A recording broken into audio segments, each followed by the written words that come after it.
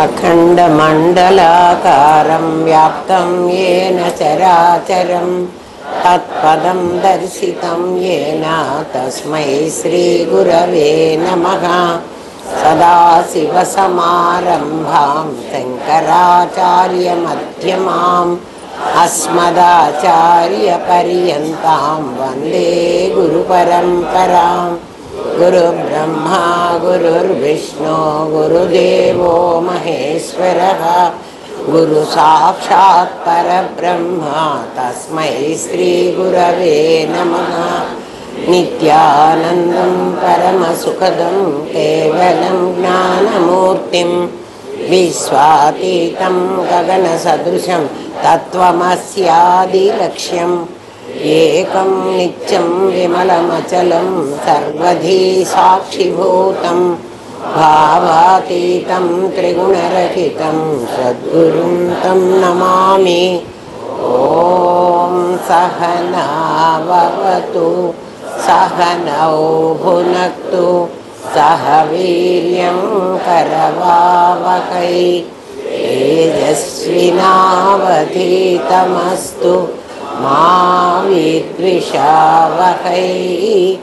ॐ शान्ति शान्ति शान्तिः।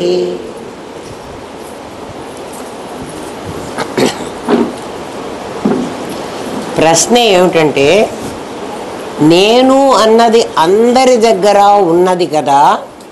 ఒక నేను అనేటువంటి ఎవడికి వాడు నేను అంటూనే ఉన్నాడు కదా. కాబట్టి నేను అనే పదార్థం ఏదో అది నిరాకారమో సాకారమో సగుణమో నిర్గుణమో మాకు అక్కర్లే, అది మా అందరి దగ్గర ఉంది. దానికోసం మేము వెతుక్కోక్కర్లా. ఆ నేనే ఆత్మ అని మీరన్నారు. గురువుగారు మీరు అబద్ధం ఆడవాకండి, నిజం చెప్పండి. మా దగ్గర నేనుంది, ఆ నేనే ఆత్మ అని మీరు చెప్పారు. అవును కదా, నాది ఆత్మ కాదు, నేను ఆత్మేనని మీరు చెప్పారు.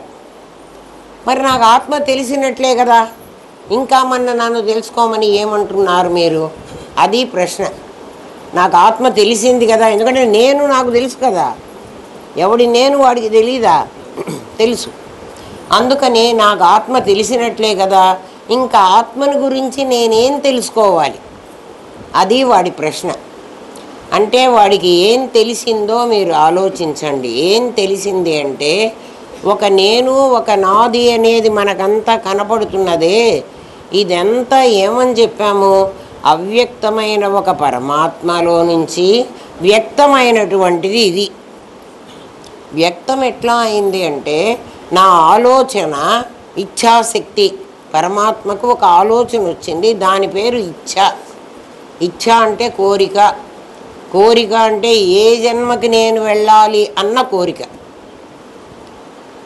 అది రాగానే అదే వాసన. ఆ ఒక్క వాసనే మీకు ఊరికే కిందటి వారంది గుర్తు చేస్తున్నా. ఆ ఒక్క వాసనే వృత్తి రూపం ధరించి, ఆ వృత్తికి నేను అని పేరు. వృత్తికి అంటే వాసనే వృత్తి అయింది, దానికి కాదు.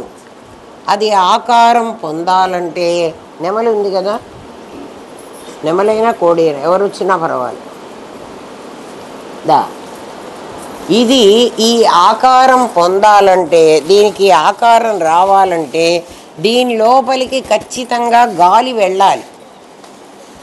గాలి వెళితేనే ఈ నెమలి ఆకారం వస్తుంది. గాలి వెళ్ళకపోతే ఆ చిన్నది ఉంది, అది వాసన. పేపర్లో 100వ ప్రశ్న దగ్గరికి వెళ్ళింది. దీని మీద ఏదైనా బరువు పెట్టుస్తుందా? ఏమ్మా, ఇది కదా, ఇది ఇచ్ఛ. ఈ ఇచ్ఛ ఎట్లా అయితే ఇట్లా అవుతుంది అని నేను అనుకుని దీనిలోకి గాలి పంపించాలి. దీంట్లో ఈ కళ్ళు ముక్కులు కానీ ఈ శరీర రూపం కానీ లేవు. ఇదైతే వృత్తి. ఈ ఆకారము వృత్తి. వాసన వృత్తి అయింది, వృత్తి మళ్ళీ వాసన అయింది. అంతేనా? వాసన వృత్తి అయింది, వృత్తి మళ్ళీ వాసన. వాసన వృత్తి అయితే జననం, వృత్తి వాసన అయితే మరణం. ఇది స్టాండర్డ్, మర్చిపోవాకండి అస్సలు. ఇది కావాలంటే, ఇదిగా మారాలంటే, మారడం కాదు, అది వివర్తమే. అట్లా కనపడాలంటే దీని లోపలికి ఇట్లా ఇది లావుగా ఉంది, ఇది నిరాకారం, ఈ ఆకారం కావాలి. ఇట్లా కావాలంటే క్రియ ఒకటి జరగాలి. క్రియ ఏమిటి అంటే దీనిలో గాలి కొట్టడం క్రియ. అర్థమైంది కదా? ఇచ్ఛ జ్ఞానం నా లోపలే ఉంటాయి, అది వాసనా వృత్తి. అది వృత్తి రూపం ధరించాలంటే లోపలికి ఒకటి ప్రవేశించాలి. ఈ ప్రవేశించింది చాలా జాగ్రత్తగా వినండి. దీని లోపలికి ప్రవేశించింది మన దృష్టిలో గాలి కదా, మన దృష్టిలో ఈ గాలే పోయింది దీని లోపలికి. గాలి పంచభూతాల్లో ఒకటే కాదా? పరమాత్మ పోలే కదా. కాబట్టి ఇందులో పోయింది ఏమిటి అంటే ఒక విశేషం పోయింది. ఇది ఒక విశేషం, దీనిలోకి వెళ్ళింది మరొక విశేషం. ఆ విశేషం ఈ విశేషాన్ని వాసనని వృత్తిగా మార్చింది. అర్థమైందా కదా? కాబట్టి దీని పేరు ఏమిటంటే ఒక సద్విశేషం, ఒక చిద్విశేషం. ఇది పరమాత్మ కాదు. మరి పరమాత్మ ఎవరండి? పరమాత్మ ఎవరంటే ఇక్కడ ఏ గాలి అయితే ఏ పరమాత్మ మీద ఉన్నదో, ఇక్కడ పరమాత్మ ఉన్నాడు, ఇక్కడ తాడు ఉంది, తాడు మీద పాము ఉంది, అట్లా పరమాత్మ మీద గాలి ఉంది. ఒక విశేషం ఎక్కడ ఉంటుంది? ఒక సామాన్యం మీద ఉండాలి. ఇది సామాన్యమే, సద్విశేషం కూడా సామాన్యమే. దీంట్లో ప్రవేశించిన చిద్విశేషం కూడా సామాన్యమే కదా. కాబట్టి ఇది సద్విశేష చిద్విశేషాలు, ఇవి రెండూ కూడా కనపడకుండా లోపల దాగి ఉన్నటువంటిది ఒక సామాన్యం. సామాన్యం లేకపోతే ఉండదు. ఆ సామాన్యం ఆకారం పొందలే. ఆకారం పొందింది ఎవరు? సద్విశేష చిద్విశేషాలే. ఇవే ఆకారం పొందగలవు. అర్థమవుతుందా నాయన? ఆకారం పొందనిది సామాన్యం, అది ఏం మారదు. మీకు ఇంకా అర్థం కావాలంటే సముద్రం ఎప్పుడూ మారదు. సముద్రం నీళ్ళలాగే ఉంటుంది. సముద్రంలో నుంచి ఆ నీళ్ల ఆవిరి రూపంగా సూర్యరశ్మి ప్రవేశించి ఆవిరి రూపంగా పైకి లాక్కొని మేఘ రూపంగా ఎక్కడికో ప్రయాణం చేసి కదా. నీళ్లుగా ఉంటే ప్రయాణం చేయలేదు, మేఘంగా ఉంటే ప్రయాణం చేయగలదు. ఏ కొండ మీదికో వెళ్ళి అక్కడ వర్షిస్తుంది. వర్షించేటప్పుడు అది మళ్ళీ నీళ్లుగానే ఉంటుంది కదా. సముద్రం నీరు సామాన్యం అనుకుంటే సముద్రం మీద వచ్చిన తరంగాలంటే సముద్రంలో నుంచే అవ్యక్తమైన సముద్రంలో నుంచి తరంగాలు వ్యక్తమవుతాయి. ఆ నీళ్ళే కదా, వేరే నీళ్ళు ఎవి కావు. ఏ నీళ్లు వ్యక్తమైనయో అలలుగా నీకు కనిపిస్తున్నాయో అవి సముద్రాన్ని వదిలి రాలేవు. మేఘానికి తరంగాలకి తేడా మీరు అర్థం చేసుకోండి. మేఘం ఏం చేసింది? సముద్రాన్ని వదిలి పైకి ఎక్కడికో వెళ్ళింది. అది కూడా విశేషమే. వెళ్ళినా కూడా తన రూపం తనే పెట్టుకుంది. మేఘం నీళ్ల రూపాన్ని మార్చుకోలేదని మనకు ఎలా తెలుస్తుందంటే కొండ మీదకి వెళ్ళిన తర్వాత మళ్ళీ వర్షంగానే నీళ్లగానే పడింది, సముద్రపు నీళ్ళే. అయితే సముద్రపు నీళ్లు ఉప్పుగా ఉన్నాయి, ఈ నీళ్లు తీయగా ఉన్నాయి. కారణం ఏమిటంటే ఆవిరి రూపంగా వెళ్ళేటప్పుడు ఉప్పు వెళ్ళలే, నీళ్లు మాత్రమే వెళ్ళాయి. అట్లా నీళ్లు మాత్రమే తీసుకుంది. అది కాదు, మనకి ఉదాహరణకి సరిపోదు. ఎందుకని? సముద్రాన్ని వదిలిపెట్టకూడదు. మేఘం వదిలిపెట్టింది, అది విశేషమే. సముద్రాన్ని వదిలిపెట్టింది. తరంగం సముద్రాన్ని వదల్ల. తేడా తెలుస్తోందా? పరమాత్మని వదలకూడదు, తాడుని వదలకూడదు. పాము తాడుని వదిలితే పాముకు ఉనికి లేదు. ఎక్కడ ఉండాలి కదా. టేబుల్ ఉండాలిరా, మైకు ఉండాలిరా, గ్లాసు ఉండాలిరా. ఉండాలంటే ఏదో అని మీదో ఉండాలి, ఒక ఆధారం కావాలి. ఆ ఆధారం సామాన్యం. ఇప్పుడు మనం అందరం ఉన్నాం. మీరందరూ ఎక్కడ కూర్చున్నారు? భూమి మీద కూర్చున్నారు, నేల మీద కూర్చున్నారు, ఆకాశంలో కూర్చున్నారు. ఆకాశం మీద కూర్చోలే. ఆకాశం మీద కూర్చోవడానికి వీల్లేదు. భూమి మీద కూర్చోవాలి, ఆకాశంలో కూర్చోవాలి. మనం ఆకాశంలో ఉన్నాం. ఆకాశంలో ఎట్లా కూర్చుంటావు? ఇక్కడ వేళ్లాడాలా? ఇప్పుడు మనం ఉన్నది ఆకాశంలోనే. అంటే సముద్రాన్ని వదిలిపెడితే మేఘం ఉండగలదు, తరంగం ఉండలేదు. సద్విశేష చిద్విశేషాలు సామాన్యాన్ని వదిలిపెట్టి ఉండడానికి వీల్లేదు. అందుకని మేఘం విశేషానికి ఉదాహరణ చెప్పానే కానీ తరంగానికి ఉదాహరణ. అది ఎట్లా ఉండాలంటే సముద్రం మీదే ఉండాలి, సముద్రాన్ని కనపడనీయకుండా చెయ్యాలి. సముద్రం మీదే ఉంటుంది తరంగం, సముద్రాన్ని కనపడనీయదు. సముద్రం కనపడుతుంది, ఆ సముద్రం కనబడుతోందండి. ఎక్కడ? తరంగం లేని చోట సముద్రం కనబడుతోంది, కానీ తరంగం ఎక్కడుందో అక్కడ సముద్రం కనబడటంలే. ఇప్పుడు ఇక్కడ తరంగం ఏమిటి అంటే మనందరం తరంగాలే. మనకు ఆధారంగా ఒక చోటు ఉంది. మనం ఇందాకే ఏం చెప్పుకున్నాం అంటే భూమి నాకు ఆధారం అని చెప్పుకున్నాం కదా. ఆ భూమి ఉండాలంటే దానికి ఒక ఆధారం కావాలి. చూడండి, భూమి ఉండాలంటే ఏం ఆధారం కావాలి? అన్నీ భూమి మీదే ఉంటాయి, ఇళ్ళన్నీ భూమి మీదే ఉంటాయి కదా. కాదు, భూమి ఉండాలంటే భూమి ఏం చేస్తుందంటే విశ్వాంతరాళంలో తిరుగుతోంది.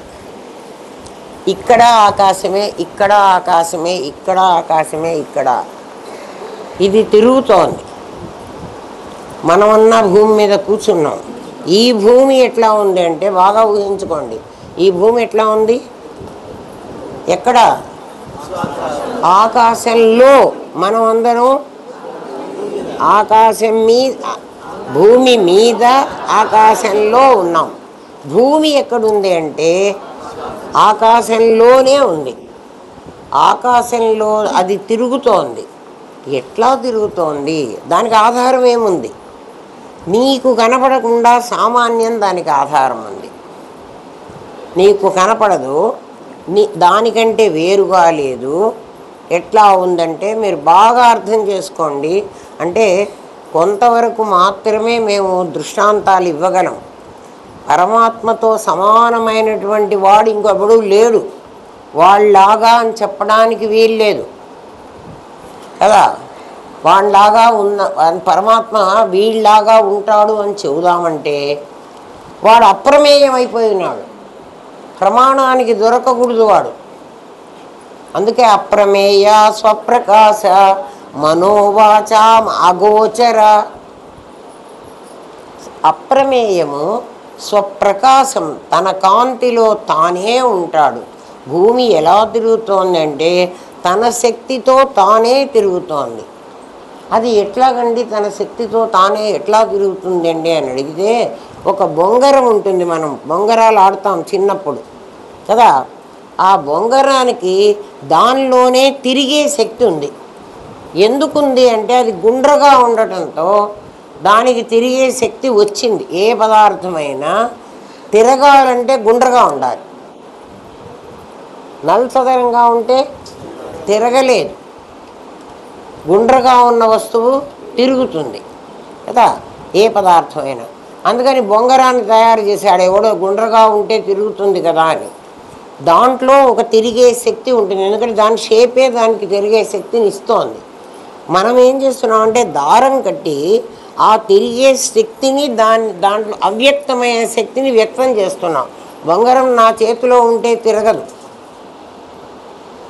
నేను పట్టుకొని ఉంటే నాకు తిరిగే శక్తి ఉంది కదా, నేను తిరుగుతానని నా చేతిలో తిరుగుతుందా? తిరగదు. ఎప్పుడు తిరుగుతుంది? దారం కట్టి ఏం చేస్తున్నా? దారం తిప్పుతోందా? కాదు, దారం నీ చేతిలో ఉంటుంది. మళ్ళీ దానికి ఆ తిరిగే శక్తిని నీవిస్తున్నావు. దారం కట్టి నేను విసురుతున్నా బొంగరాన్ని, విసిరి దారం నా చేతిలోనే ఉంటుంది. అది గిరగిర తిరుగుతూ ఉంటుంది. అంటే ఆ అవ్యక్తమైన శక్తి ఆ ఉంగరాన్ని ఎలా తిప్పుతోందో దానిలో ఉన్న శక్తే. అట్లా భూమి అనేటువంటి దాన్ని ఒక శక్తి తిప్పుతోంది. ఆ శక్తి నీకు కనపడదు, అది సామాన్యం. భూమిని తిప్పే శక్తి కూడా సామాన్యమే. సామాన్య శక్తి నీకు కనపడదు, విశేషమైన భూమి కనపడుతుంది. సామాన్యమైన సముద్రం నీకు కనపడదు, దాని మీద వచ్చిన అలే కాదు, బుద్భుతం ఫేనం, దాంట్లో నుంచి బుడగలు వచ్చినాయి. అల ఒక్కటే రాకుండా ఫేనం నురుగు కూడా వచ్చింది. ఇవన్నీ నీటి మీదనే, నీరు ఆధారం లేకపోతే ఉండడానికి వీల్లేదు. వాటికి నీళ్లు ఉండాలి, వాటిని వదలకుండా ఇవి ఉంటూ ఉన్నాయి. ఏమ్మా, ఇప్పుడు విశేషం అనేది ఒకటి ఉంది. విశేషంలో రెండు ఉన్నాయి. ఏమేమి ఉన్నాయి? సద్విశేషం, చిద్విశేషం. ఈ రెండు కూడా విడివిడిగా ఉండవు, మళ్ళీ రెండు కలిసే ఉంటాయి. ఒకటి కనపడుతుంది, ఒకటి కనపడదు. కానీ సచ్చిత్తులుగా ఉన్నప్పుడు, సచ్చిత్తులు సామాన్యం, సచ్చిత్తులుగా ఉన్నప్పుడు అవి రెండు కలిసే ఉంటాయి. కలిసే ఉన్న దాంట్లో ఏమిటంటే దీనికి ఒకే విధమైన ప్రయారిటీ ఉంటుంది, దీనికి కూడా సేమ్ ఉంటుంది. ఇవి విడిపడి వేరువేరుగా ఉండి మళ్ళీ అక్కడ కలుసుకున్నప్పటికీ కదా, అక్కడ కలుసుకున్నప్పటికీ ఒకటి నీకు కనపడకుండా ఉంటుంది, ఒకటి కనపడుతుంది. తేడా తెలిసిందా ఇప్పుడు? ఏమా, సామాన్యము అనేటువంటి దాంట్లో ఒక సచ్చిత్తులు ఉంటాయి. అవి రెండు రూపాయి కాయిన్ లాగా కలిసి ఉంటాయి. రూపాయి ఇటు తిప్పినా రూపాయే, ఇటు తిప్పినా రూపాయే. ఏమ్మా, ఇది కలిసి ఉంది చూడండి. ఇటువైపు ఏమో బొమ్మ ఉంది, ఇటువైపు ఏమో ఒకటి ఉంది. నేను షాపు వాడికి రూపాయి ఇట్లా ఇస్తే ఇటువైపు నుంచి ఇచ్చినా అది రూపాయి, ఇటు తిప్పి నేను ఇట్లా ఇచ్చినా ఇది రూపాయి. దీన్ని విడగొడితే మాత్రం రూపాయి కాదు. విడగొడితే అంటే అడ్డకోత, అడ్డకోత కోసి ఇది ముక్కలు చేయడానికి కూడా లేదులే మరి. రూపాయి చిక్కిపోయింది, ఇండియా రూపాయి కదా, చాలా చిక్కిపోయింది పాపం బుజ్జిది. ఇది సామాన్యం. రూపాయి సామాన్యం అంటున్నారనుకోవాకండర్రా. సచ్చిత్తులు కలిసి ఉంటాయి, అఖండంగా ఉంటాయి. దీన్ని పంచుకోవాలంటే రూపాయినే విడదీయడానికి వీల్లేదు. అఖండ మండలాకారం ఇది. దీన్ని పంచుకోవాలంటే దీని వాల్యూను పంచుకోవాలి, దీన్ని పంచడానికి వీల్లేదు. దీని విలువని పంచుకోవాలి. ఈ రూపాయిని నలుగురికి పంచి పెట్టాను, నలుగురికి పంచి పెట్టానంటే ఎట్లా పంచాలి? ఈ రూపాయి ఒకటి దగ్గరే ఉంటుంది, ఆ ముగ్గురికి 3 పావలాలు ఇచ్చేసి మేము రూపాయి పంచుకున్నాం అంటాడు కదా. అంటే ఏం చేస్తున్నారు? దీని విలువని పంచుకుంటున్నారు. ఆ విలువ సద్విశేషం, చిద్విశేషం అనే పేరుతో మన దగ్గర ఉంది. ఇప్పుడు మనం ఎవరు? మనం విశేషాలం. విశేషానికి సామాన్యానికి తేడా ఏమిటంటే విశేషం కనిపిస్తుంది, విశేషానికి గుణం ఉంటుంది. ఎట్లా గుణం ఉంటుందంటే ఈ రూపాయితోనే మీకు అర్థం చేయిస్తా. ఈ రూపాయిని విడదీయడానికి వీల్లేదు కదా. మా అమ్మ నాకు ఈ రూపాయి ఇచ్చి నన్ను, మా తమ్ముడిని, మా చెల్లెల్ని, మా అన్నయ్యని, మేము నలుగురం, మొత్తం మా నలుగురిని పంచుకోండిరా అని చెప్పింది. మేము నలుగురం పంచుకోవాలంటే ఈ రూపాయిని 4 ముక్కలు చేస్తే ఎవ్వడికీ వాల్యూ లేదు. అందుకని మేమేం చేస్తామంటే ఈ రూపాయి విలువని పంచుకుంటాం. ఒకడు వాడి పావలా పెట్టుకుని మరమరాలు బొరుగులు కొనుక్కున్నాడు, ఒకడు వాడి పావలా పెట్టుకుని చాక్లెట్ కొనుక్కున్నాడు, ఒకడు వాడి పావలా పెట్టుకుని పండు కొనుక్కున్నాడు. ఏదో అమ్మ పావలాకి ఏమొస్తుందంటే మీరు ఈ ప్రజెంట్ వాల్యూస్ మీరు వేసుకోండి. ఓ పావలాకే పండ్లు కూడా తెచ్చిస్తోందని అట్లా చెప్పవాకండి, మీకు అర్థం కావడానికి చెప్పా. దాని విలువని పంచుకుంటున్నారు కానీ దాన్ని పంచుకోవడానికి వీల్లేదు. విలువ ఎప్పుడైతే ఉందో అది రూపాయి లోపలిదే, కానీ విలువ రూపాయి లోపలిదే అయినప్పటికీ దాని విలువ పరిమితమైంది. నువ్వు అంగడివాడికి బొరుగులు కొనుక్కున్నా, పండు కొనుక్కున్నా, నలుగురు పంచుకున్నాం కదా, ఒకడు పావలా ఇచ్చేసి నాకు రూపాయి విలువ గల బొరుగులు ఇవ్వమంటే వాడు ఇయ్యడు. ఎందుకని వాడు? దాని వాల్యూ పరిమితమైంది. రూపాయి వాల్యూ పరిమితం కాలే, ఎందుకని ఇది అఖండంగా ఉంది కాబట్టి. నా వాల్యూ, విశేషం వాల్యూ పరిమితం అవుతుంది. అర్థమైందా? ఇప్పుడు సామాన్యం అనేది ఒకటి ఉంది, ఒకటి సామాన్యం. దీని తాలూకు విలువలే విశేషంగా వస్తాయి. విశేషంగా వచ్చినప్పటికీ వచ్చిన ఆ ముక్కల్లో కూడా అవి రెండుగా కనబడుతున్నాయే కానీ అవి రెండు మళ్ళీ కలిసే ఉంటున్నాయి. అవి రెండు కలిసి ఉన్నప్పుడు ఎట్లా ఉంటున్నాయంటే, ఇదే అద్వైతంలో ఉండే అర్థం. ఇవి రెండు కలిసే ఉంటున్నాయి, ఇవి కలిసే ఉన్నాయి. ఇందులో ఒకదానికి పై ఆకారం కనపడుతుంది, ఒకదానికి లోపల ఉంటుంది, అది ఆకారం కనపడదు. ఏది పై ఆకారం కనపడుతోంది, ఏది లోపలికి పోయిందంటే, రూపాయిని 4 ముక్కలు చేస్తే పావలా అనేటువంటి కాసు పైకి కనబడుతోంది. పావలాలో ఉండే వాల్యూ ఏదవుతోందో లోపల పావలా కూడా ఒక వాల్యూ ఉంది కదా. అంటే వాడు నువ్వు ఇవ్వగానే పావలా కాసు షాపు వాడి చేతిలో పెట్టగానే పావలా విలువ కలిగిన వస్తువును మాత్రమే నీకు ఇస్తాడు. నువ్వు చెప్పక్కర్లే, అది అండర్స్టూడ్. ఏది అండర్స్టూడ్? పావలాకి ఇంత వాల్యూ ఉంది. నువ్వేమనుకున్నావు అంటే, మా అమ్మ రూపాయి ఇచ్చింది, నేను రూపాయి మేమంతా కొనుక్కుని తిన్నామంటావు. నువ్వు రూపాయి కొనుక్కున్న ఫీలింగ్లో ఉన్నావు, రూపాయిని పంచుకున్న ఫీలింగ్లో ఉన్నావు. అట్లా సామాన్యంలో నుంచి మనమందరం పావలాల్లాగా విశేషాలమైనాం. అందుకని మననేమంటారంటే అంశ అంటారు. అంశ. అంశ అంటే ఏమిటి? ఒక భాగం. నీలో ఉన్నది కూడా పరమాత్మే, సామాన్యమే ఉంది. కానీ సామాన్యం ఎంత ఉంది? ఒక అంశ ఉంది. నువ్వు అంశ కాకుండా పోవాలంటే, నేను అంశని కాకూడదు, నేను పూర్ణం కావాలి కదా. నేను పూర్ణం కావాలంటే మీరేమంటారంటే, నేను పూర్ణం కావాలంటే వాడు 3 పావలాలు నేను గుంజుకోవాలంటావు. నీకు పావలాలు చెప్పా కాబట్టి, అందుకే పరమాత్మ అప్రమేయం. వాళ్ళ పావలాలు నువ్వు తీసుకోక్కర్లే. నువ్వు పూర్ణం కావాలంటే నా విలువ పావలా కాదు, నా విలువ పరిమితం కాదు, నా విలువ అపరిమితం. నేను ఈ కనబడుతున్నటువంటి నాది కాదు, ఇందులో ప్రవేశించిన నేను కాదు. అంటే నాది నేను కాదంటే నేనేమైపోవాలి? నేను విశేషమే కాదు, నేను సామాన్యం అయిపోవాలి. సామాన్యం అయిపోతే మరి వాళ్ళ 3 ఏమవుతారండి? నేను సామాన్యం అయిపోతే ఆ 3 ఏమవుతారు? ఆ 3 నీ లోపలికి వచ్చేస్తారు. అప్పుడు నువ్వేమవుతావు? నువ్వు ఫుల్ అవుతావు. అప్పుడు పూర్ణమద పూర్ణమిదం పూర్ణాత్ పూర్ణముదచ్యతే, అంతవరకు నువ్వు పావలాగా కదా. ఎంతవరకు? నువ్వు ఆ పూర్ణం అయ్యేంతవరకు. మరి నేను పూర్ణం ఎట్లా అవ్వాలంటే, వాళ్ళ 3 నేను లాక్కుంటే పూర్ణం కాదు, వాళ్ళు తంతారు నన్ను కదా.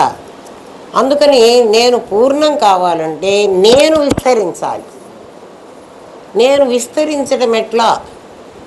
నేను ఇది కాదు, నా ఇతి, అదే నేతి. నేతి బోధ అంటే నేను ఇది కాదు అని నువ్వు నిర్ణయించుకో. ఎందుకని ఇది కాదని అంటున్నావు? అదే కదా, ఆ రూపాయిలోదే కదరా ఈ పావల. ఇది కాదు అని అంటున్నాం కదా. నేను ఇది కాదు అనుకోమంటే, అంటే నేను ఈ విశేషం కాదు, నేను సామాన్యాన్ని. అప్పుడు నేను సామాన్యాన్ని అని తెలుసుకుంటే ఏమి లాభం వస్తుంది అంటే, మీకు చెప్తున్నా, జాగ్రత్తగా వినండి. ఇందాక భూమి దగ్గరికి వెళ్ళాం కదా మనం. భూమి విశేషం అని చెప్పారు. మనం ఒక విశేషం, మనం నుంచున్న భూమి కూడా ఒక విశేషం. ఈ విశేషం ఏం చేస్తోంది? ఇంకో విశేషంలో తిరుగుతోంది. ఆకాశంలో తిరుగుతోంది. దానికి ఏమన్నా తాళ్ళు కట్టామా, గొలుసులు బిగించామా? ఏ ఆధారంతో తిరుగుతోంది? పైగా నిరంతరం తిరుగుతోంది. బొంగరం ఉన్న ఒకప్పటికి ఆగిపోతుంది. ఎందుకు బొంగరం ఆగిపోతుంది? భూమి ఎందుకు తిరుగుతోంది?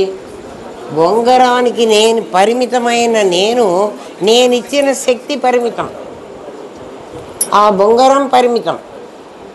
అందుకని అది తిరుగుతోంది, అది ఆగిపోతోంది. తిరుగుతూనే భూమి కూడా అట్లాగే తిరుగుతుంది. ఆకాశంలో కూడా భూమి తిరుగుతోంది.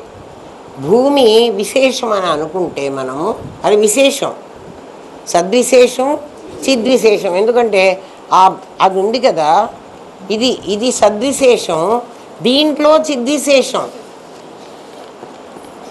సద్విశేషం చిద్విశేషం లేకపోతే ఆకారం రాదు. వృత్తి ఎప్పుడూ కూడా, వాసన ఎప్పుడూ కూడా వృత్తి కావాలంటే ఒక క్రియ జరగాలి. క్రియ ఏమిటంటే తత్సృష్ట్వా తదేవ అనుప్రావిశత్. దీనిలోకి ఒకటి ప్రవేశించి దీన్ని సృష్టించింది. దీన్ని సృష్టించలే, పదం బాగా అర్థం చేసుకోండి. ఇది ఆల్రెడీ ఉంది. దీంట్లోకి అది చేరేటప్పటికీ దీనిలాగా కనిపిస్తోంది. దేనిలాగా? దీంట్లో ఈ కళ్ళు, ఈ తెల్లదనం, ఈ బ్లూ, ఈ పీకాక్కి ఏమైతే ఈ ఈకలు ఇవన్నీ ఉన్నాయో ఇవి లేవు, దీంట్లో లేవు.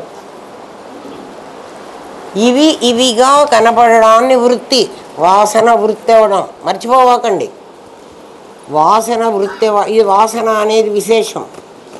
వాసన వృత్తి అవ్వాలంటే మరొక విశేషం అందులో చేరాలి. దాని పేరు నేను, దీని పేరు నాది. నేనుకి ఆకారం లేదు, కానీ నాదికి ఆకారం ఉన్నట్టుగా నీకు చూపించగలదు. నేను పోతే నాదికి ఆకారం కనపడదు కదా. నాదికి ఆకారం కనపడదంటే దీనిలో గాలి తీసేస్తే ఇది ఇట్లా పడిపోయిందో మనం కూడా పడిపోతున్నాం. మన్ని నిలబెడుతున్నది గాలి, దాని పేరు విశేషం కదా.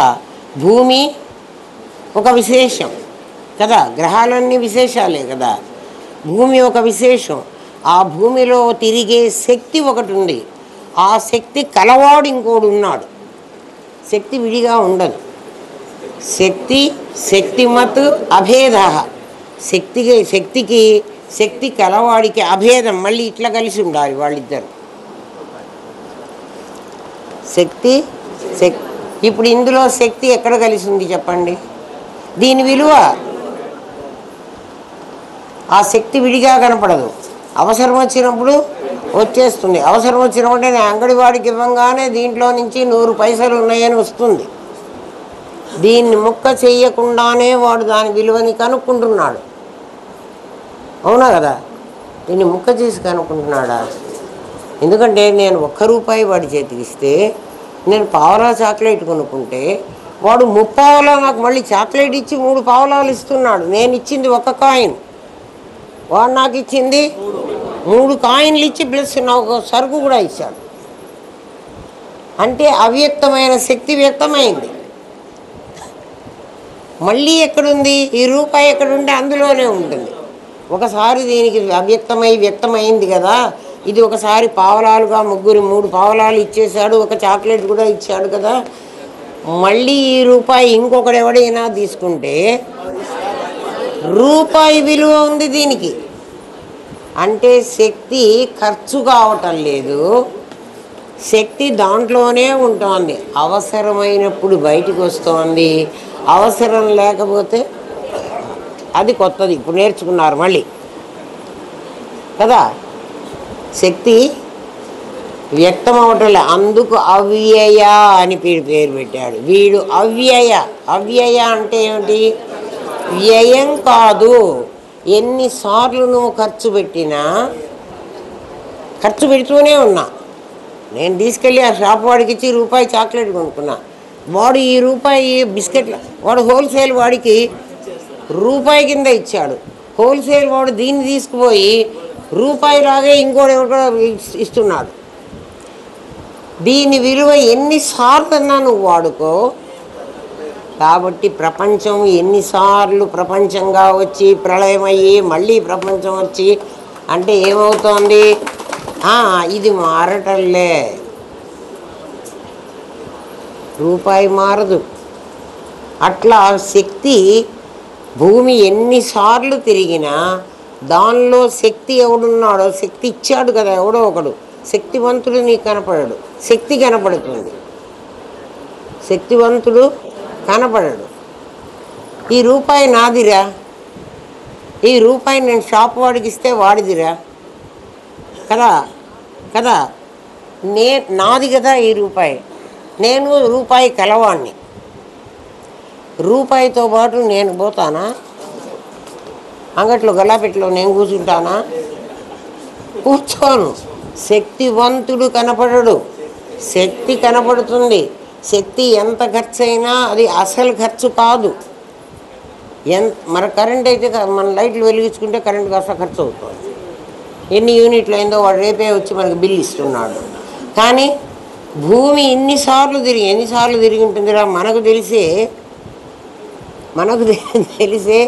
365 సార్లు తిరిగితే ఒక్క సంవత్సరం.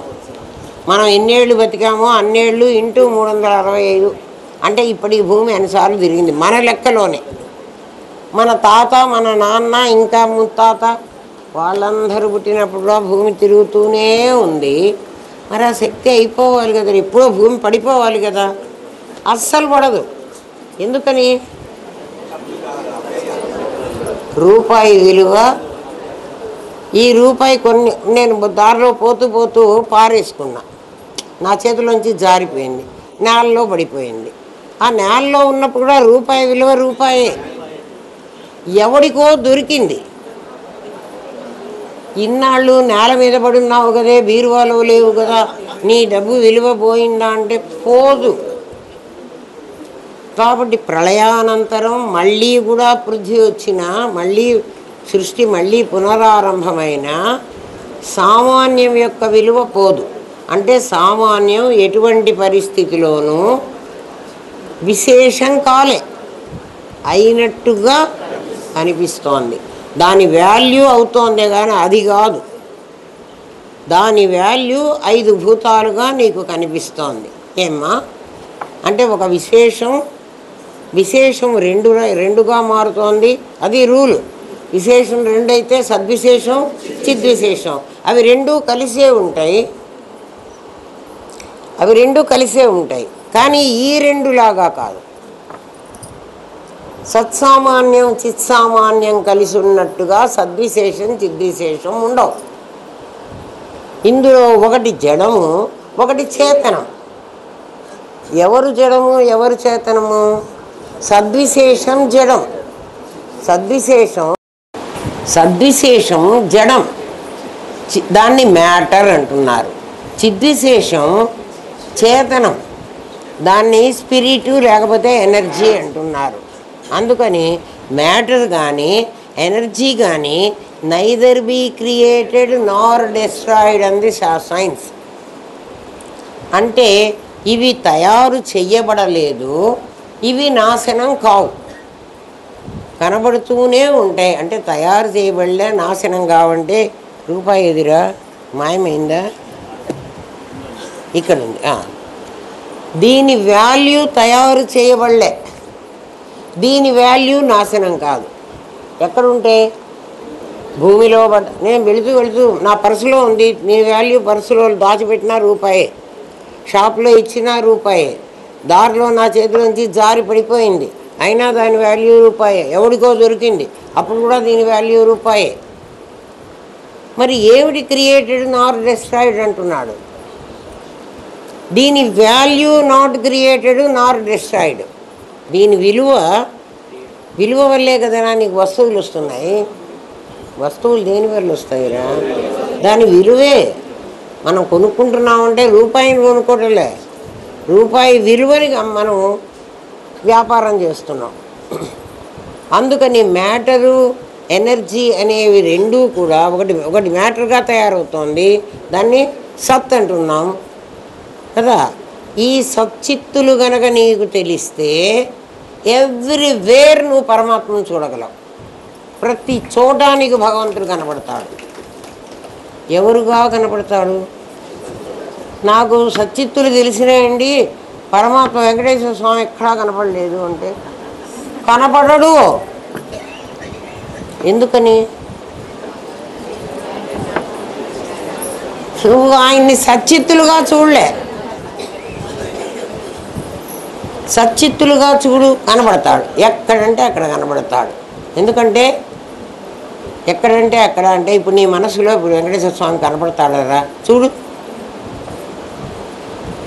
వెంకటేశ్వర స్వామి ఎవడైనా కనపడతాడు. వాడు ఉన్నాడా నీ లోపల? ఇప్పుడు నేను కళ్ళు మూసుకోకర్లేదు, తెలిసినా కనపడతాడు. నీకు వెంకటేశ్వర స్వామి కనపడ్డాడు, ఒక బొమ్మ కదా, బొమ్మ కాకపోతే ఆ రూపం. తిరుపతిలో మనం చూసాం కాబట్టి అది వాసన. ఆ వాసనే వృత్తి అయింది నీ లోపల. క్రియ చేయలే, అంతే. క్రియ చేస్తే నువ్వే వెంకటేశ్వర స్వామి బొమ్మని చేస్తావు, అంతే కదా. మీకు ఇంకా అర్థమయ్యేది చెప్తా చూడండి.